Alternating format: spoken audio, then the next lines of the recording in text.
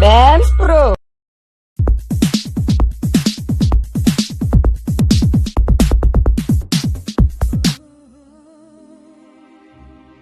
Bonjour mesdames et messieurs, bienvenue sur la chaîne visionhandicap.cm. Moi c'est Lobby Samuel, entrepreneur social et solidaire. Comme je le dis souvent, j'ai la chance d'être handicapé car ça m'a permis de découvrir un monde plein de possibilités. Aujourd'hui, nous sommes avec vous sur la question de savoir qu'est-ce qu'est le braille. Pour cela, nous avons comme invité ce soir Monsieur Mbala Lucien, artiste musicien, futur formateur en braille et futur enseignant. Bonsoir Monsieur Mbala Lucien. Bonsoir. Vous êtes futur formateur en braille et futur enseignant. Vous faites lignège. Vous pouvez nous dire quel lignège vous faites? Moi c'est Mbala Lucien. Je suis actuellement lignège bilingue France Fanon qui est situé à Konengi, dans la capitale de Yaoundé au Cameroun. Ok. Et bon, qu'est-ce qui vous a poussé à vouloir aller à lignège, à vouloir devenir enseignant? En fait, plus que je suis petit, j'ai aimé le métier d'enseignement. Donc, j'ai tellement aimé enseigner et en fait, ce sont mes petits frères qui m'ont poussé à faire dans l'enseignement parce que j'avais été habitué à les aider. Donc, quand ils ont des devoirs, je le montre un peu. En fait, c'est un peu ça. Donc, c'est le fait de toujours être là pour vos petits frères qui vous a poussé à aimer l'enseignement, c'est ça? Ouais. Bon, vous êtes non-voyant, sachant que l'écriture par excellence du non-voyant, c'est le braille. Pour vous, que représente le braille? Le braille, pour moi, est une écriture qui est la même chose qu'on va demander à un voyant. Qu'est-ce qui représente ton écriture en noir? Parce que nous sommes déjà habitués à appeler ça le noir. Et comme nous ne voyons pas, on écrit justement noir ou blanc.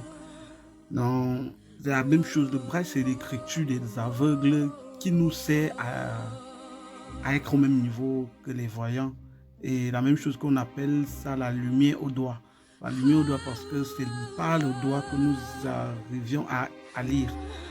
Le braille pour moi c'est une grâce et la raison pour laquelle j'ai mis la tête dans ça pour pouvoir valoriser le braille et amener les handicapés, surtout visuels, à le faire. C'est un peu ça.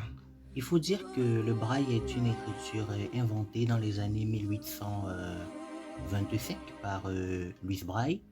Et très bientôt, nous allons fêter normalement 2 siècles déjà de cette écriture. Si je ne me trompe pas, non? Non, 1809.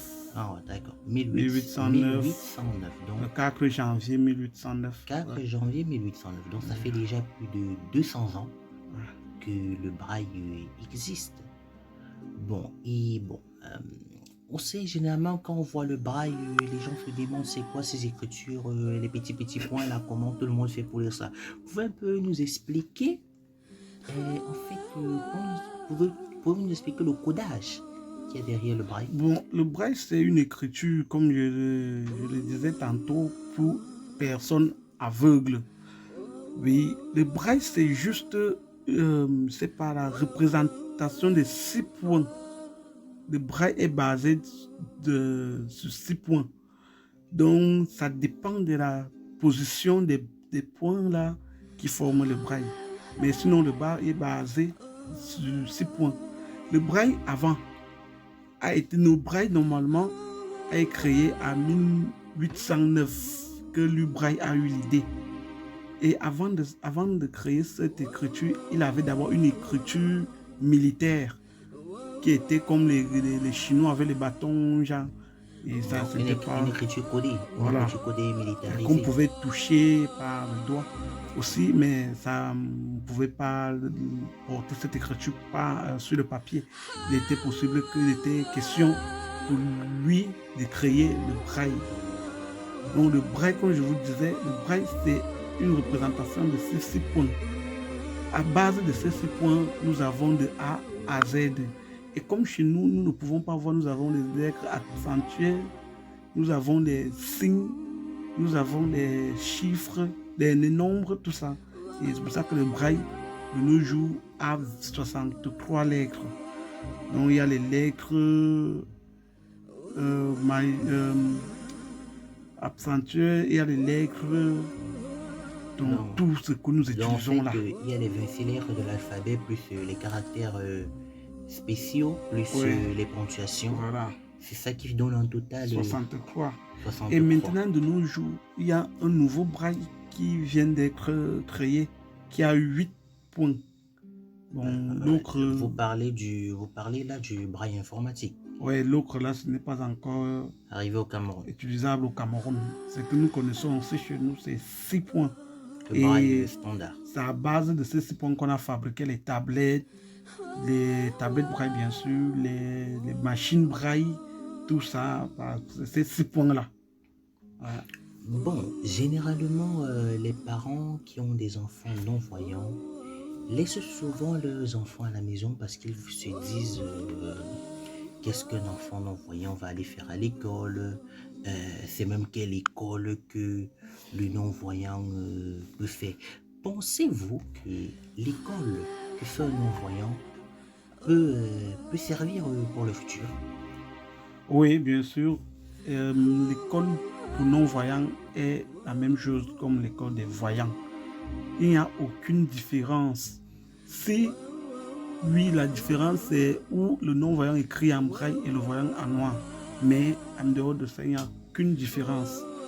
Bon, donc normalement, vous conseillez aux parents non-voyants de toujours, aux parents des enfants non-voyants de toujours envoyer les enfants à l'école. Oui. À preuve en est qu'il y a un pilote mal aveugle. Il y a un pilote aveugle, il y a tout. Donc la même école que les voyants font, c'est aussi la même école que les aveugles aussi pratiquent. Donc c'est un peu ça. Bon. Qu'est-ce que je voulais encore dire? Pensez-vous que... quelles sont les difficultés qu'un pratiquant de braille rencontre généralement à l'école? Bon, au niveau du Cameroun, nous avons des difficultés. Pour l'apprentissage, nous n'avons pas de machine braille. Voyez-vous, une machine braille, l'embosseuse seule coûte à partir de 2 à 5 millions. Ici, chez nos pays, nous n'avons pas assez de moyens pour pouvoir en acheter. Il y a la tablette braille. Nous n'avons pas assez.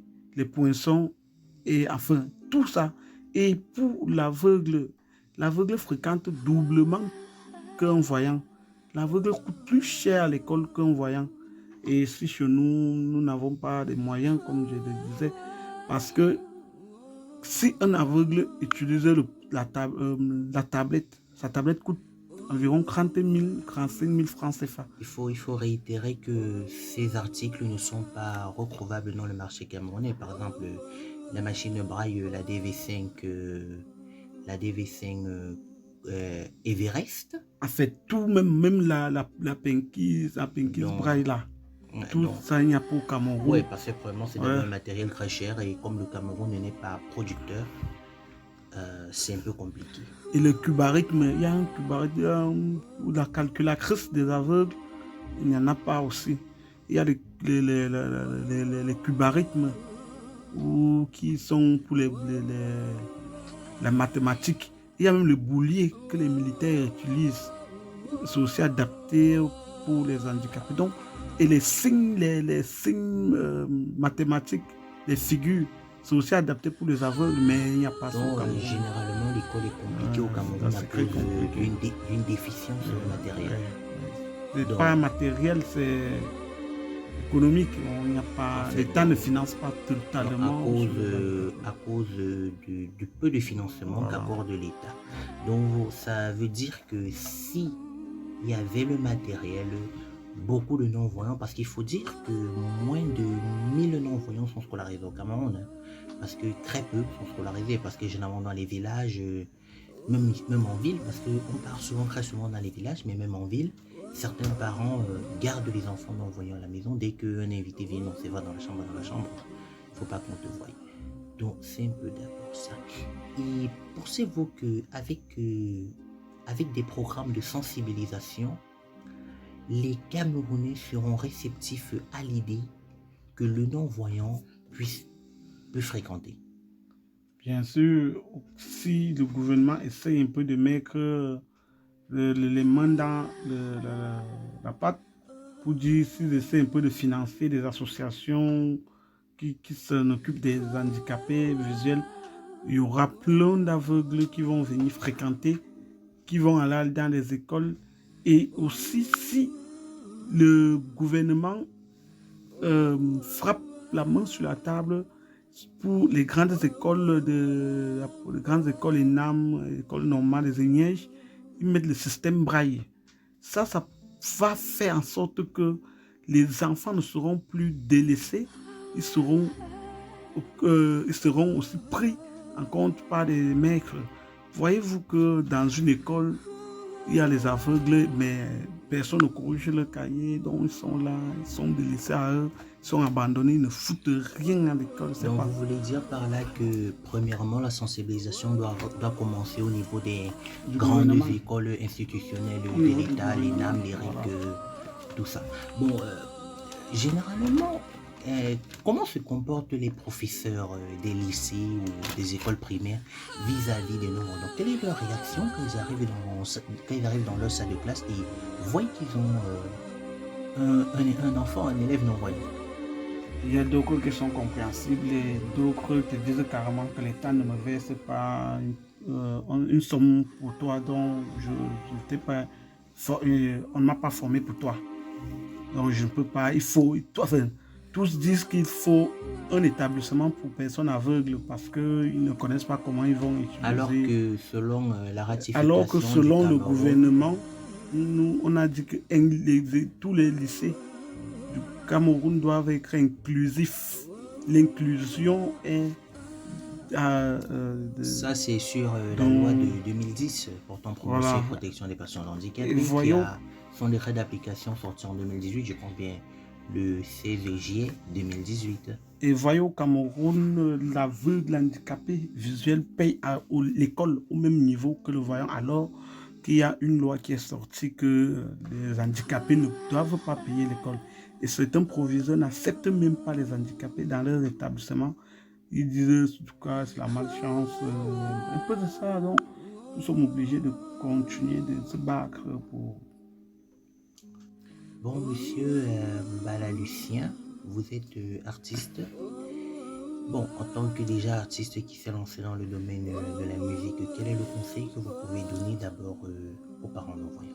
Le conseil que je pourrais donner aux parents non-voyants, c'est de ne plus enfermer des handicapés général dans leur maison, de ne plus empêcher un handicapé la vie sociale, parce qu'il y a d'autres qui les enferment dans les chambres, d'autres qui font ses enfants au village, alors c'est pas normal. Tout le monde a besoin de l'éducation. Donc moi je dirais que c'est condamnable aux parents qui enferment des enfants handicapés dans les maisons. Même les autistes, tous là, chacun a droit à l'éducation. D'accord. Et quel est le conseil que vous pouvez donner aux personnes handicapées qui vont nous écouter? Mon conseil ici, c'est d'encourager les personnes handicapées et de leur dire que ce n'est pas encore fini. Ce n'est pas là que la vie s'arrête. Donc, le début de la société ou de tout genre d'handicap, c'est Dieu même qui a voulu, nous pouvons dire cela comme ça. C'est pour ça que dans mon éthique, il y a le témoignage. Donc, j'ai fait des témoignages de ma vie. Si je me couchais comme des handicapés, ils mangeaient moi partout, ça ne devait pas être bien. Et j'ai pris ma vie entre les mains, j'ai remis entre les mains de Dieu et j'ai continué. Et je suis déjà ce que je suis. C'est pas que je suis déjà fort. D'accord. Nous étions sur le plateau de Vision Handicap.cm. Nous allons nous dire à bientôt. Merci Mbala Lucien et à bientôt.